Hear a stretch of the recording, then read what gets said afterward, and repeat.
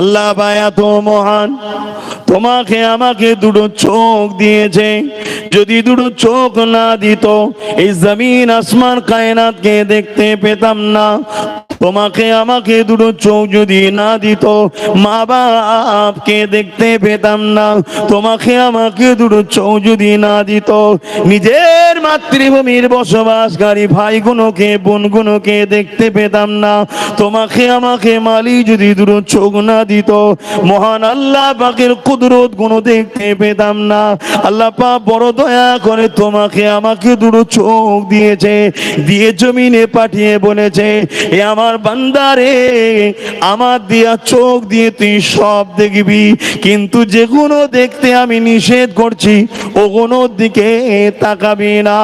এ বান্দারে, এই চোখ দিয়ে গরিবের কষ্ট দেখ, এই চোখ দিয়ে মা বাপের দিকে দেখ, এই চোখ দিয়ে তুই অসহায় সাহায্য করার জন্য দেখ, এই চোখ দিয়ে হালাল খাদ্যর দিকে দেখ, এই চোখ দিয়ে হালাল ইনকামের দিকে দেখ, এই চোখ দিয়ে আমার কুদরতের দিকে তাকা। ওরে আমার বান্দা বান্দি রে, আমি আল্লাহ তোকে এই নিয়ামতটা দিয়েছি, এটা ওই দিকে দিবি না যে দিকে দিলে আমি আল্লাহ নারাজ হব। কিন্তু দুঃখের বিষয় আজ আমার ঘরের ছেলেরা তারা দুনিয়া লোভ লালসায় পড়ে বা পশ্চিমা দুনিয়াদের ষড়যন্ত্রের শিকার হয়ে এই দুটো চোখ আল্লাহ দিওয়া গান বাত্রা যাত্রা ফাংশন এবং বিহায়া চরিত্রহীন নারীদের দিকে আজ আমাদের ছেলেরা তাকাও। এটা তোমার আমার জন্য বড় অন্যায়। এই জন্য তোমাকে আমাকে তওবা করা দরকার, আল্লাহর কাছে সাহায্য চাওয়া দরকার। নাচের কিয়ামতের দিনে এই চোখ যিনি দিয়েছে তিনি অবশ্যই কিন্তু এর হিসাবটা নেবে। এমনি এমনি দেয়নি, হিসাব নেবে। এক একটা চোখে 26,000 কোটি করে ক্যামেরা আছে, এই সরি 13,000 কোটি করে 26,000 কোটি ক্যামেরা আছে। কটায় আজান হবে? কটায় আজান হবে? আর জামাত আচ্ছা আসেন। তাহলে এক একটা চোখে কটা করে ক্যামেরা আছে? 13,000। জোরে বলে লেন্স কটা করে আছে? 13,000 কোটি। শোনেন, আপনার মালিককে চেনেন, কার পিছনে ছোটেন, কার কাছে হাত পাতেন? সেই মহান স্রষ্টা ছাড়া কারো কাছে হাত পাতবেন না, সেই সৃষ্টিকর্তা ছাড়া কারো কাছে মাথা নত করবেন না, সেই সৃষ্টিকর্তা ছাড়া কারো দাস দাসী আপনারা নয়, এটা মাথায় রাখেন। আর যদি তিনাকে ভুলে গিয়ে তুমি ইদর উদর করো, দুনিয়া তোমাকে যেমন করে খুশি খরচ করবে, ব্যবহার করবে। আজ যেটা তোমার আমার দশা হচ্ছে, যে যা খুশি করে নিচ্ছে তোমাকে আমাকে নিয়ে। 13,000 কোটি 13,000 কোটি। দুটো চোখে ক্যামেরার লেন্স আছে, একটার সঙ্গে আর একটার কোনো কানেকশন নাই। এই ছোট্ট মেমোরিতে ঢুকবে না। 8 GB মেমোরিতে যদি 100 জিবির কোনো ভিডিও যদি সেটা ফরওয়ার্ড করা হয়, 8 GB কি লোড নেবে মনে হয়? সেটা হ্যাং করবেই, কি করবে না? করবে না। তা আমার আল্লাহর কুদরত এই ছোট্ট মেমোরিতে ঢোকে না। শোনো, দিলে বিশ্বাস রাখো সেই মালিকের ওপরে যিনি সামান্য পানি থেকে তোমাকে আমাকে বানিয়েছে। বাপের শরীরের রস, বাপের শরীরের রস, সামান্য একটু পানি মায়ের শরীরে গেছে বাপের শরীরের মাধ্যম দিয়ে, ভেবে দেখো। আর তোমার আমার মতো ওই রসের মধ্যে কয়েক কোটি স্পাম থাকে, ছোট্ট ছোট্ট। তোমার আমার মতো যেগুলো খালি চোখে দেখা যায় না। বড় বড় সব বিজ্ঞানীরা এখন রিসার্চ করার জন্য বড় বড় টেলিস্কোপ, বড় বড় মেশিন তৈরি করেছে, তা দিয়ে দেখছে। কিন্তু আমি বিজ্ঞানীর কথা তোমায় শোনাতে এসেছি, আমি শোনাতে এসেছি কালামুল্লাহ, কোরআনের কথা। আর ওই কোরআনের বাস্তব হলো মোহাম্মদ রসুল্লাহ, তিনার কথা শোনাচ্ছি। জোরে বলুন সুবহানাল্লাহ। বিজ্ঞান যত রিসার্চ করে তত বিজ্ঞানী বলে কোরআন সত্য, রসুল সত্য। জোরে বলুন সুবহানাল্লাহ। কথা বুঝে আসছে? আলহামদুলিল্লাহ বলুন। তো সেই জায়গায় তোমার আমার মতো ছোট্ট ছোট্ট স্পাম কোটি কোটি থাকে বাপের শরীরের ওই রসের মধ্যে, পানির মধ্যে, যেটা সবাই স্বপ্ন দেখে মায়ের রেহেমে যাবে, কিন্তু সব ভাইকে মালিক মেরে দেয়। একজনকে বাঁচিয়েছিল যার নাম আব্বাস সিদ্দিকী, একজনকে বাঁচিয়েছে যেটা তুমি, একজনকে বাঁচিয়েছে যেটা আমার মুরব্বী বাপ আপনি, আপনার বাপের শরীর থেকে আপনি মায়ের রেহেমে ঢুকতে পেরেছেন। এটা মালিকের বড় দয়া, বড় এহসান যে আমি তোকে বাঁচাবো, তোকে আমার বান্দা করে দুনিয়ায় পাঠাবো।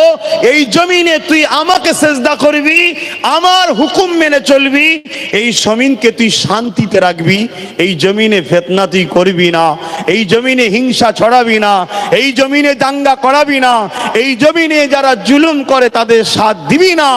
এই বড় কুদরতি আশা নিয়ে মালিক তোমাকে আমাকে বানিয়েছে। আজ তুমি আমি কি করছি জমিনের উপরে? তোমার আমার অত্যাচারে অবেলা পশুগুলো আজকে অতিষ্ঠ, তোমার আমার অত্যাচারে শিশু শিশু বাচ্চাগুলো আজকে অতিষ্ঠ। এই রিসেন্ট এক মিডিয়ায় দেখছিলাম, মা হয়ে তার নিজের 11 মাসের বাচ্চাকে ঘরের মধ্যে রেখে তালা মেরে আর কি বলবো ফুর্তি করতে চলে গেছে 10 দিন ধরে। 11 মাসের বাচ্চা 10 দিন। এই যে মনুষ্যত্ব ধ্বংস হচ্ছে, এর পিছনে আমি বললে এবার খারাপ হয়ে যাব, এর পিছনে সব থেকে বড় দোষ হচ্ছে আইন ব্যবস্থা যারা পরিচালনা করে তারা।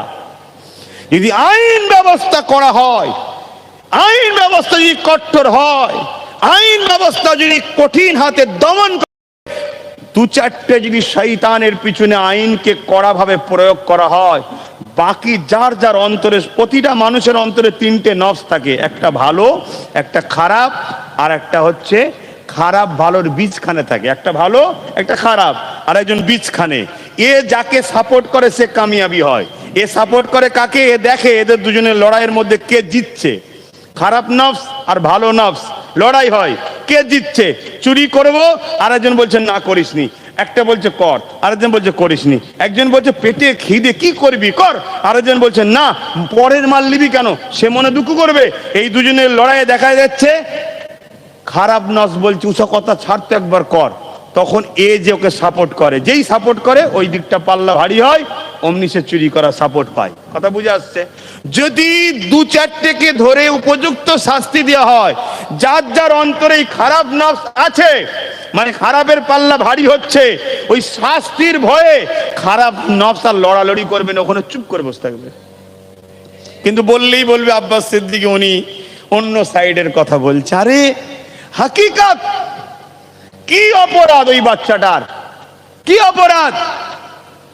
আজকে অনেক সময় দেখা যায় কুকুরের মুখে মানুষের বাচ্চা, দেখা যায় না, দেয় না, পলিথিনে প্যাকিং করা, কঠিন রোদে গত পরশুদিন দেখছিলাম বাচ্চা পড়ে আছে। কি অপরাধ ওই বাচ্চার?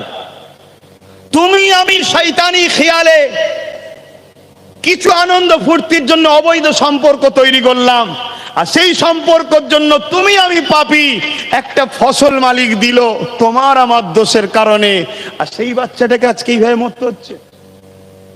উচিত যদি মনে হয় তোমরা পাপ করেছো, দুজন মর্গে যা, না দুজন মর্গে যা, একটা বাচ্চাকে কেন নষ্ট করছো? এটা মানুষ, তার ভেতরে একটা জান আছে। সৃষ্টিকর্তা তুমি আমি একে অপরকে জানা ভালোবাসি, মনে রাখবে সৃষ্টিকর্তা কিন্তু তোমাকে আমাকে আরো বেশি ভালোবাসে। জোরে বলুন সুবহানাল্লাহ। একটা মা তার বাচ্চাকে জানা ভালোবাসে, সৃষ্টিকর্তা তিনার সৃষ্টিকে আরো বেশি ভালোবাসে। কেন? তিনি তৈরি করছে, তিনি তৈরি করছে। আমি একটা কিছু করলাম, তুমি যদি ভেঙে দাও আমার ভালো লাগবে? বলো। তাই মানুষ তৈরি যিনি করেছেন, এই জায়গায় তো আমার রসুল বলেছেন যে কোনো ধর্মের হোক, অন্য ধর্মের মানুষের উপরেও তুমি যদি জুলুম করো, তুমি মাথায় রেখে দিও তুমি তোমার সৃষ্টিকর্তার উপরে, সৃষ্টিকর্তা সৃষ্টির উপরে জুলুম করছো। সে কি ধর্ম পালন করে ওটা তোমার জানার বিষয় নয়, ওর কৈফিয়ত নিবার মালিক তিনি, তিনি মালিক, তিনি খাওয়ায়, তিনি পড়ায়, তিনি বাঁচিয়ে রেখেছে। অতএব তিনার সৃষ্টিকে তিনি যখন খাওয়াচ্ছে, সে কোন ধর্মের তিনি বিচার করবে, তোমার আমার বিচারের দায়িত্ব নয়। তোমার আমার বিচার হচ্ছে নিজের কাজ নিজেকে করো, নিজের ডিউটি নিজে করো। আমি কি করে ভালো হব, আমি কি করে মালিককে রাজি করব, আমার ব্যবহারে কোনো মানুষ না কষ্ট পায়, আমার আখলাকে সমাজ যেন অসন্তুষ্ট না হয়, আমার দ্বারা সমাজে যেন ক্ষতি না হয়, আমি কারোর উপর জুলুম করব না। আমি এক মালিক, আমার রবকে দাসত্ব করব, দুনিয়ায় কে কি করছে না করছে আমার দেখার দরকার নাই। আমি মেসেজ দেব, রব একজন, তিনি হলেন আল্লাহ। লিল্লাহি মা ফিস সামাওয়াতি ওয়া মা ফিল আরদ, জমিন আসমানের একজন সৃষ্টিকর্তা, তিনি হলেন আল্লাহ। নেবে কি নেবে না তার ব্যাপার, জবাব তিনি নেবে। আমার ক্ষমতা নাই কারো কলাপ ধরে বলার, বল আল্লাহ। এ ক্ষমতা ইসলাম আমাকে দেয়নি। যদি করি আমি জালিমের খাতায় নাম উঠবে, আমাকে জাহান্নামে যেতে হবে। আমার মালিক আমার এই কাজে খুশি নয়। জোরে বলুন সুবহানাল্লাহ। আমার কথা আপনারা বুঝতে পারছেন? তাহলে আজকে বলুন, আমরা মনুষ্যত্ব থেকে কত খারাপ দিকে চলে যাচ্ছি, কত খারাপ দিকে চলে যাচ্ছি। এমনও জায়গায় দেখা যায়, এমনও দেখা যায় বাচ্চা ছেলে, ওটা তো খাবার রেখে দিয়ে, মানে তাকে রেখে দিয়ে মেরেছে, এটা তো বললাম। এমনও দেখা যায় যেরকম ছোট ছোট বাচ্চাকে গলা টিপে মেরে দিচ্ছে, দেখা যায় না? যায় না? কি অবস্থা! এটা যেমন গেল কিছুদিন আগে আপনারা দেখেছিলেন কি জানি না, একটা ওই বাঁদর বা হনুমান হবে, এভাবে চোখের পানি দিয়ে ক্ষমা চাইছে, এভাবে হাত জোর করে ক্ষমা চাইছে। কেন?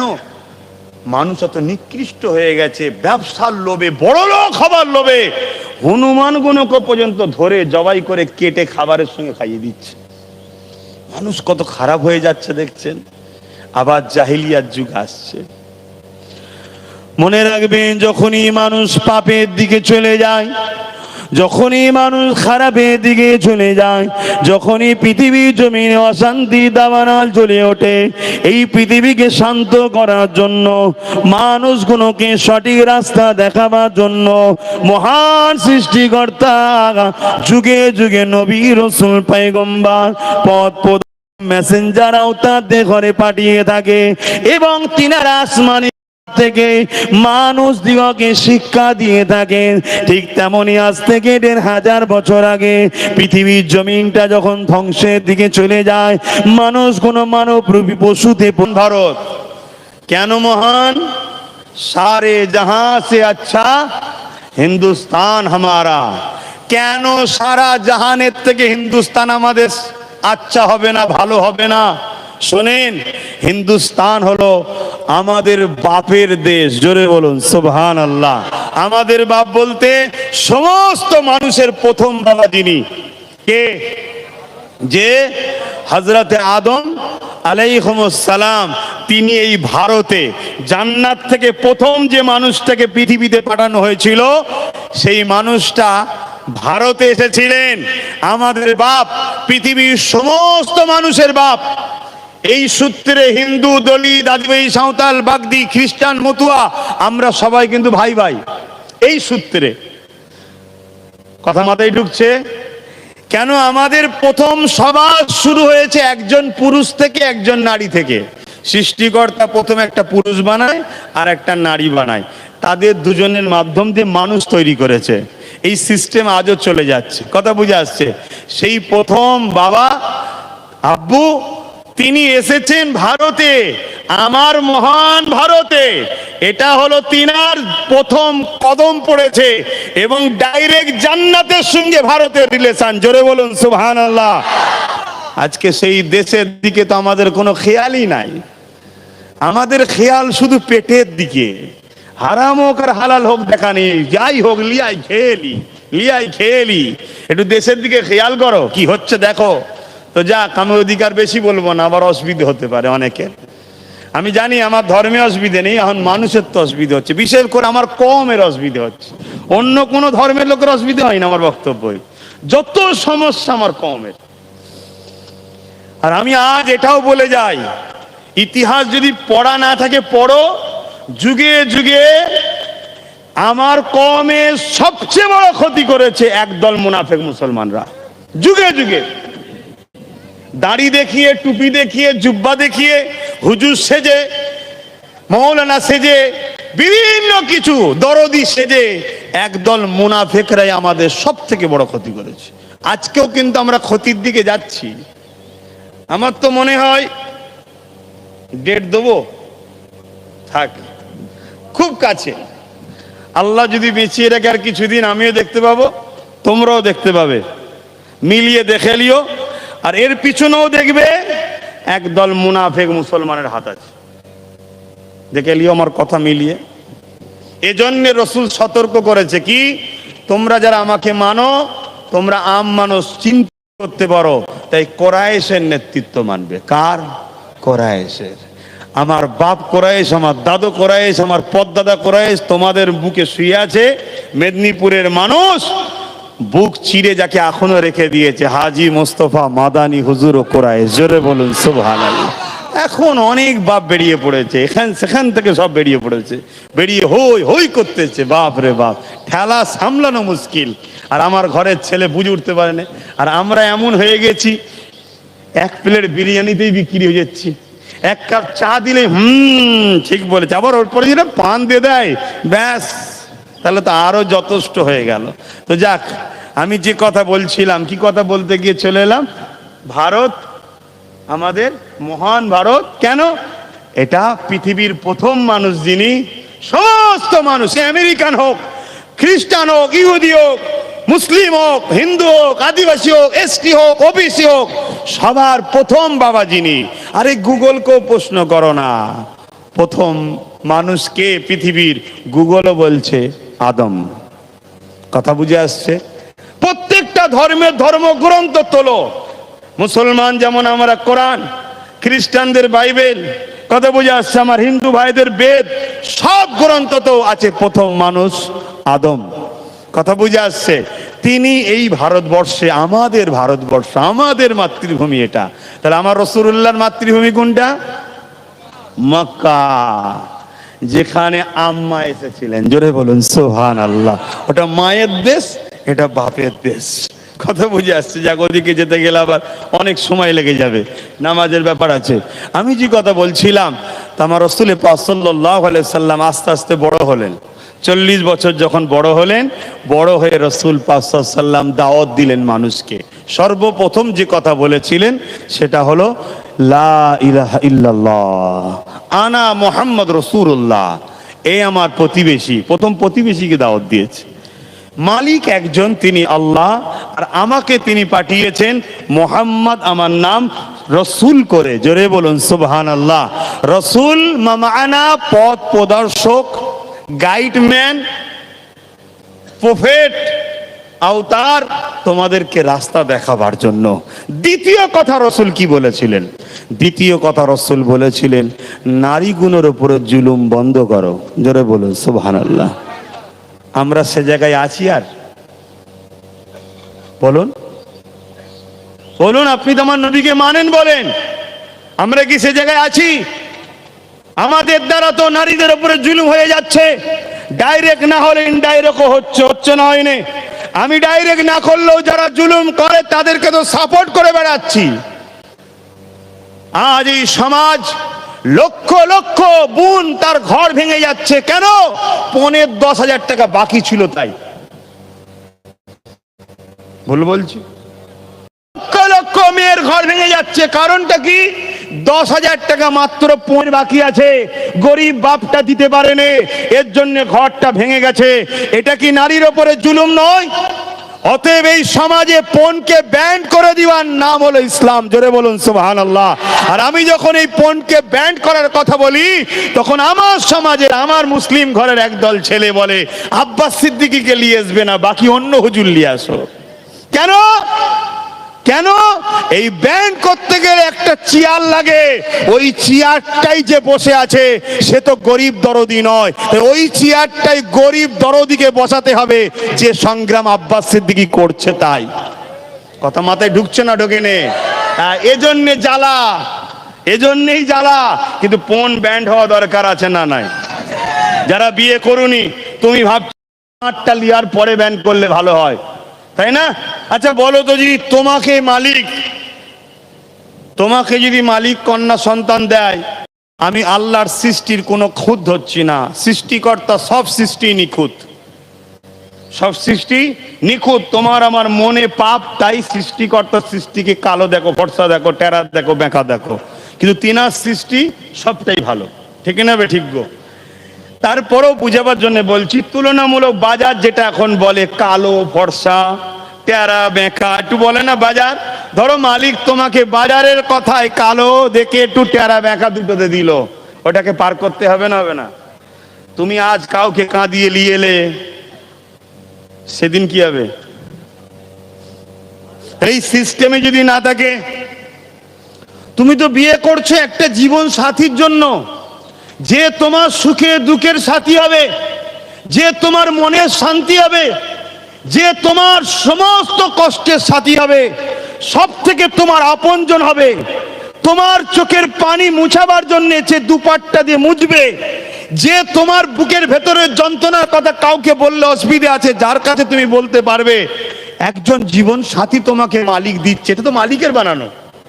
সে কোথায় আছে তোমার জোড়া তুমি জানো না, মালিক রেখেছে ঠিক সেই জায়গাতেই তুমি যে পড়বে। কিন্তু তাকে আনতে গিয়ে তুমি টাকা চাইছো কেন? তাকে আনতে গিয়ে মোটরসাইকেল চাইছো কেন?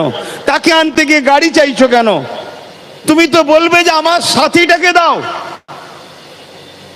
যে রাত্রে পিপাসা লাগলে বলবো পানি দাও, দেবে।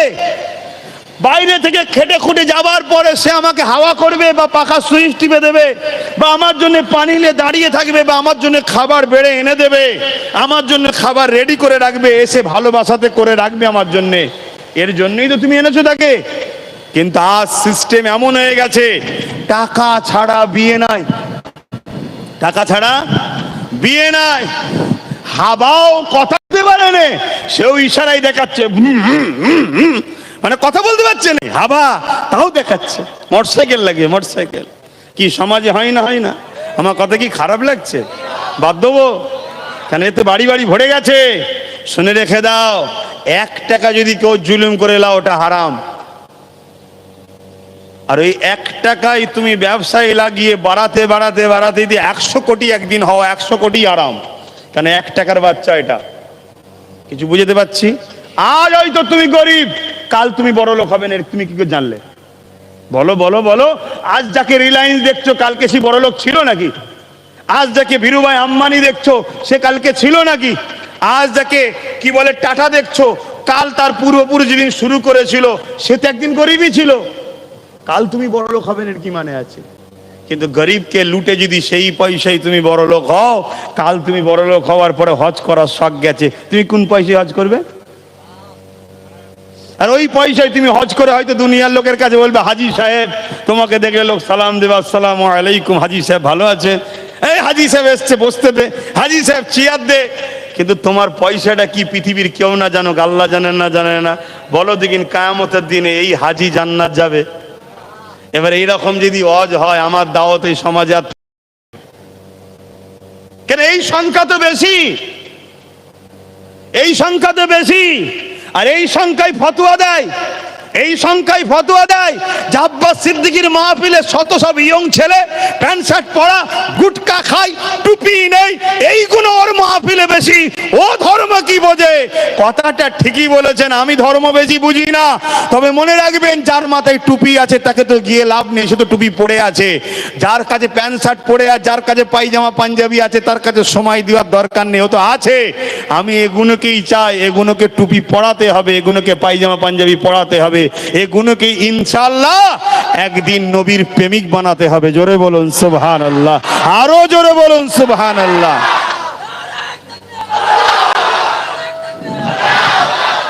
কিন্তু ভাইরা আমার, আমি ব্যক্তিগত কাউকে আক্রমণ করছি বলুন? কারণ নাম ধরে বলেছি অমুক হাজি সুদ খেয়েছে বলেছি?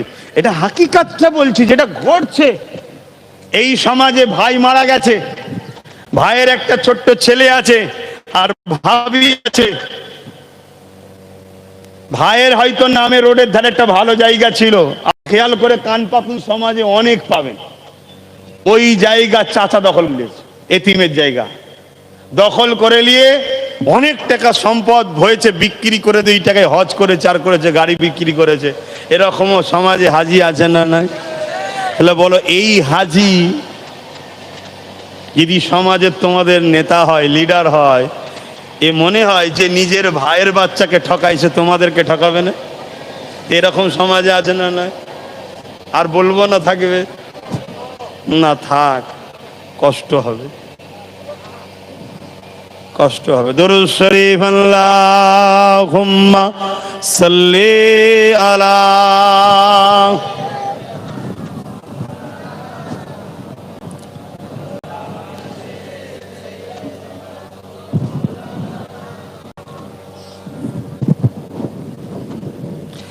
एक मैं नहीं उन पर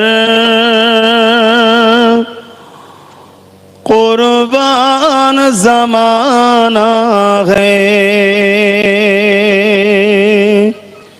एक मैं नहीं उन पर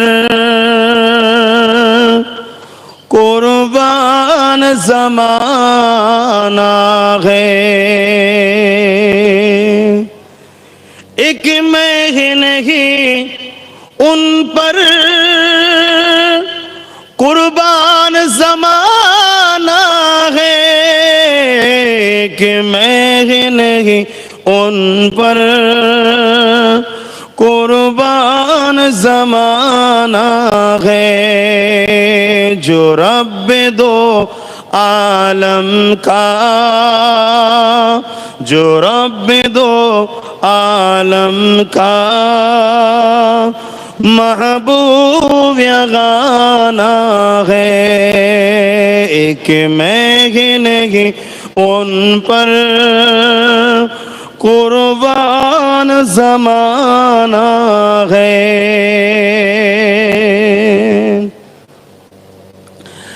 कल पुल से जिसने हमें खुद ही पार लगाना है, कल पुल से जिसने हमें खुद ही पार लगाना है, जहरा कहो बाबा है, हसनैन का नाना है, जहरा कहो बाबा है, हसनैन का नाना है, एक मैं ही नहीं उन पर कुर्बान जमाना है। अल्लाहुम्मा सल्ली अला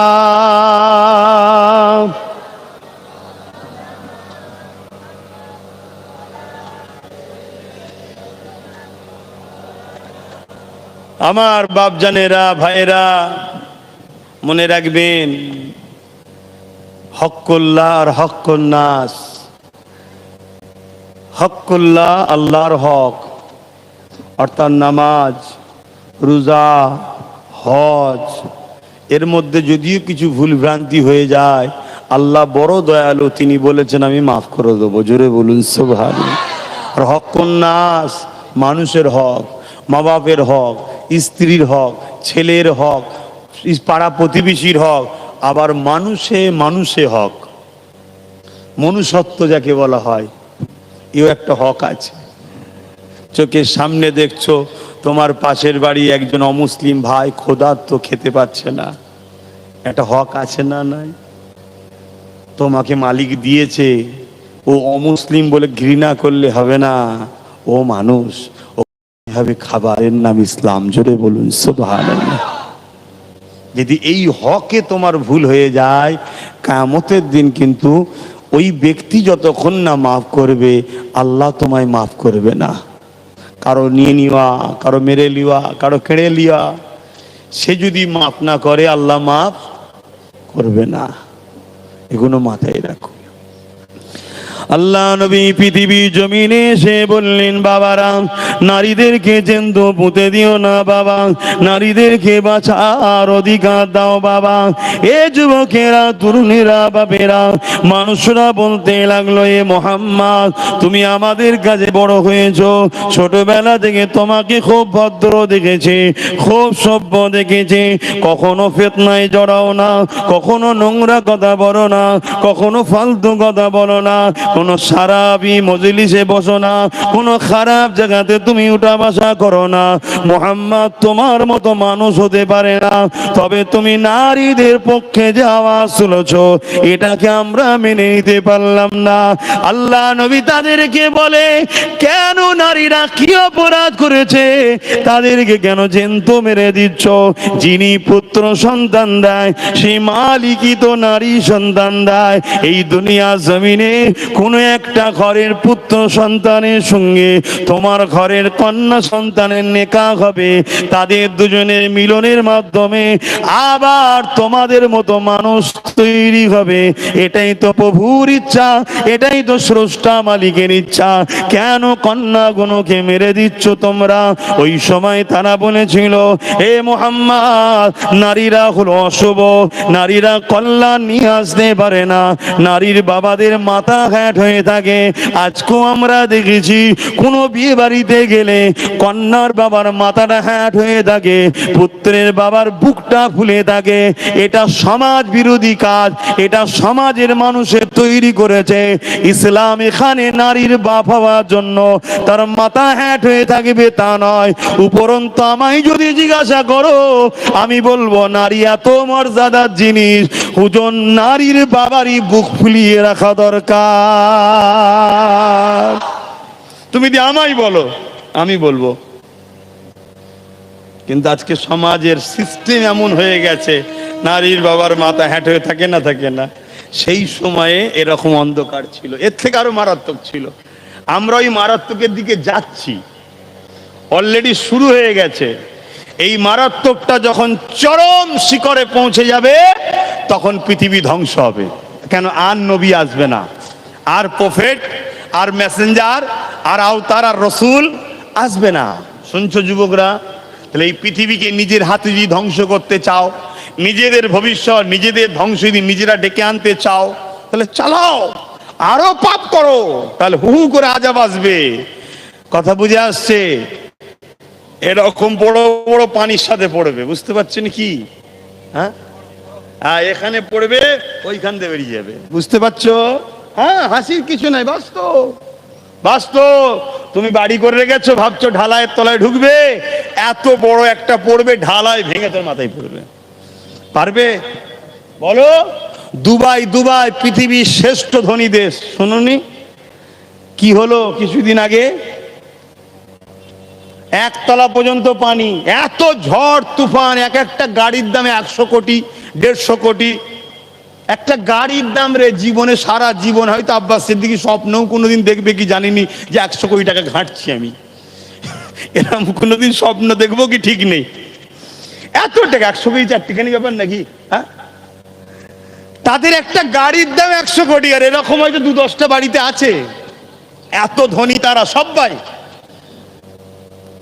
এমন খোদার মার হলো যেখানে নদী নালাও নাই, একতলা পর্যন্ত পানি, গাড়ির স্রোতে ভেসে যাচ্ছে, কোটি কোটি টাকা। খোদার মার দেখেছেন?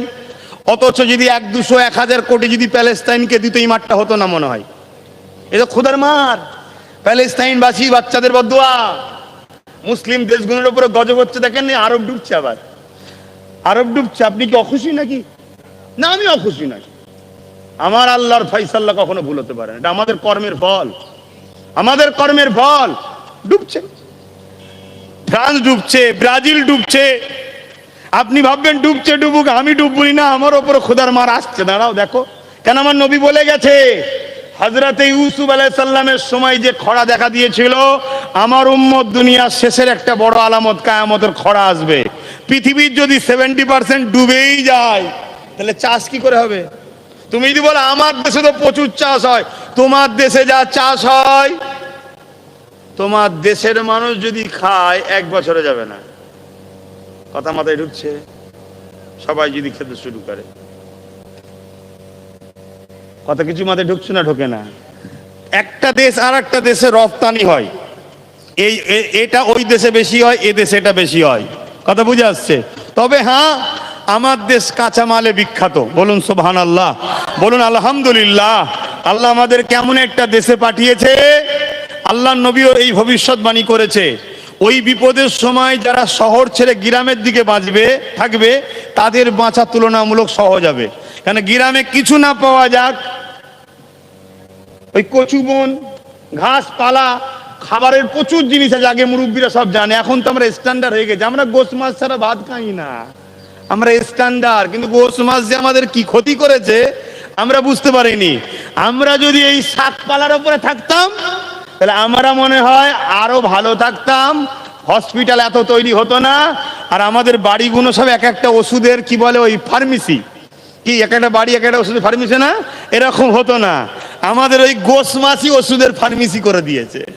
কথা বুঝে আসছে? একটু শাক সবজি বেশি বেশি খাবেন। আর আমাদের ওপরে বেশি জ্বালা আবার, আমরা বছরে একবার এসি, ধরুন এই গ্রামে জীবনের প্রথম আসলাম, হুজুর এসেছে জীবনের প্রথম, আবার কখন হাসবে, হয়তো যদি আসে এক বছর পর, একটু ভালো মন্দ করে খাওয়া রে। ভালো মন্দ মানে গোস মাছ কেন? ভালো মন্দ মানে শাক সবজি নয়, অনেক রকম সবজি পাওয়া যায়। আবার খাওয়ার মেনু বলতে শুরু করলো নাকি হুজুর? আবার কেউ বললো হুজুর আবার খাওয়ার মেনু শুরু করেছে। না, বুঝাতে চাইছি, তরকারি সামনে দেখি 2 ইঞ্চি তেলও পড়ে, বলেন ওই তরকারিটা খেলে হুজুর বেশি দিন লাস্টিং করবে মনে হয়? কিন্তু আবার যদি এরকম তারা না দেয়, আবার এক একটা বক্তা আছে তারা খেপে যায়। মানে এমনও দেখেছি গোটা গোটা গোস গিলে খেলিচ্ছে। মানে আরো কারো দাওয়াত আছে, হয়তো পাশে বসে আছি, আমারও জলসা হচ্ছে, আমি চোখে দেখে কথা বলছি, গোস দিচ্ছে গোটা গিলে নিচ্ছে। কোথায় যাচ্ছে রে? উঁটের মতো আগে থেকে জমা রেখে দিচ্ছে, পরে বার করে চিবিয়ে সাইজ করবে। মানে পরের পেলে যা হয়। তো যাক, খারাপ লিখছেন না তো আপনারা? হ্যাঁ, আমি সবাইকে জিজ্ঞেস করছি, খারাপ লিখছেন না? কত রকম আল্লাহর সৃষ্টি আছে, আল্লাহ একবার, কত কোয়ালিটি। আহা, আমি এক কোয়ালিটি। তো যাই হোক, তা এই যে ডুবে যাচ্ছে, এতে দেখবেন সেই খরার নমুনা কিন্তু আসছে। এই সময় কি করতে হবে? রসুলে পাক সব ভবিষ্যৎবাণী করে দিয়েছে, কিন্তু ওটা আম সমাজে আমি বলতে পারবো না। কেন? আম সমাজে বলে দিলে আবার সেই বড় লোকগুলোই বাঁচবে, গরিবগুলো মরবে।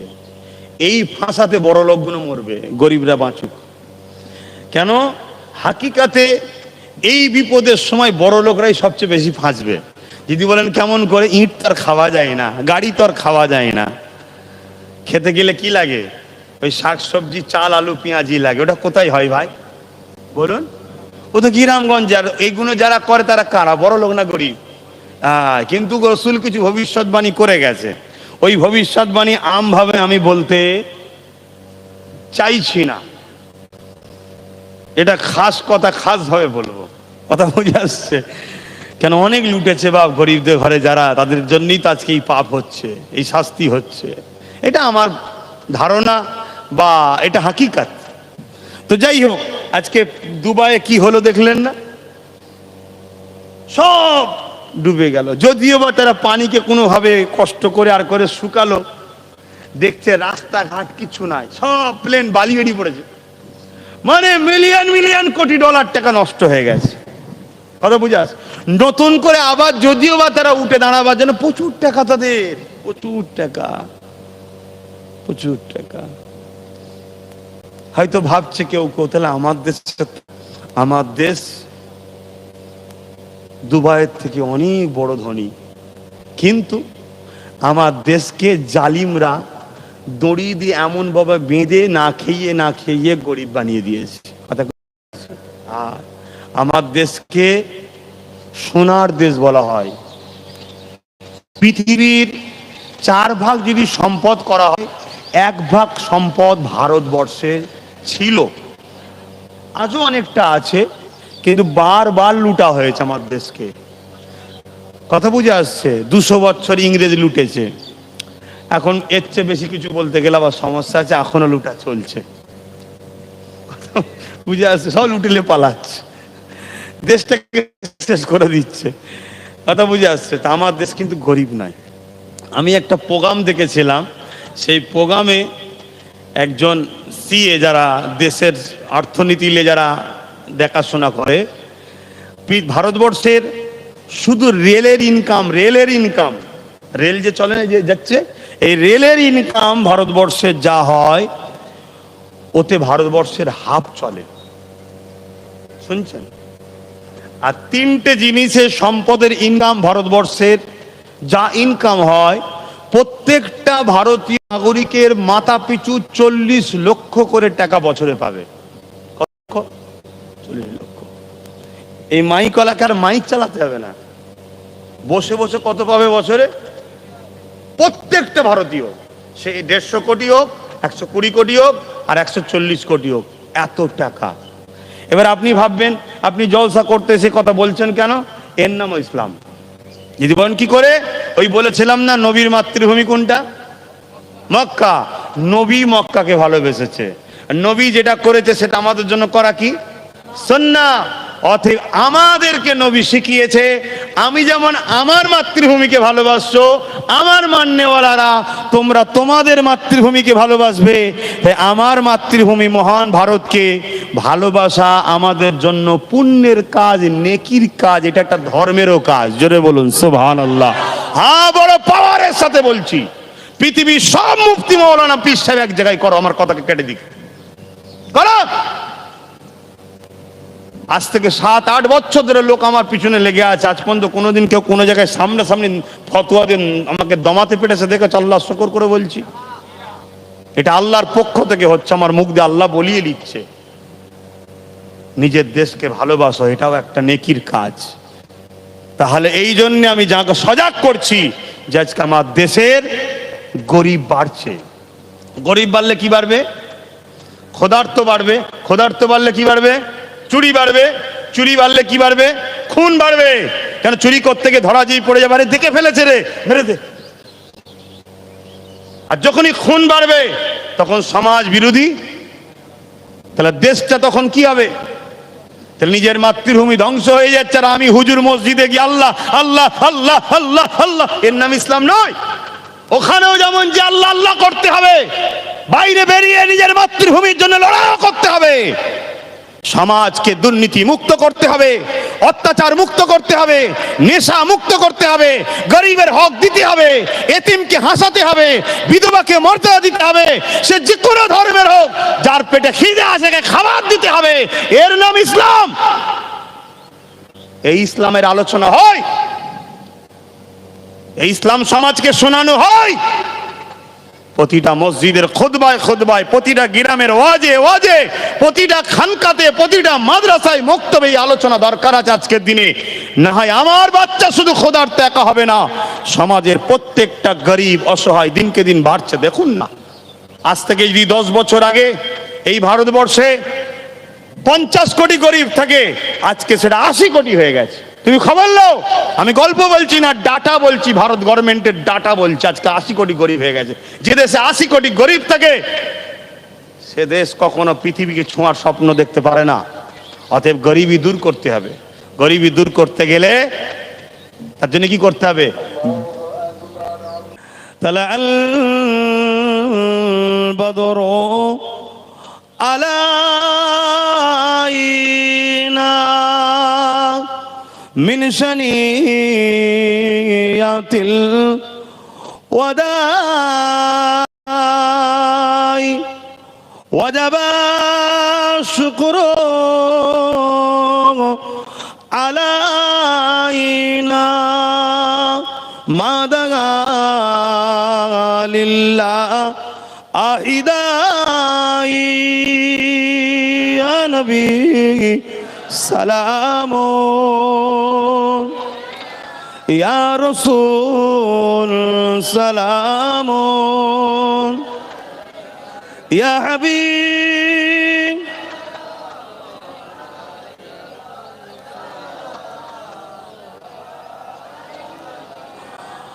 কঠিন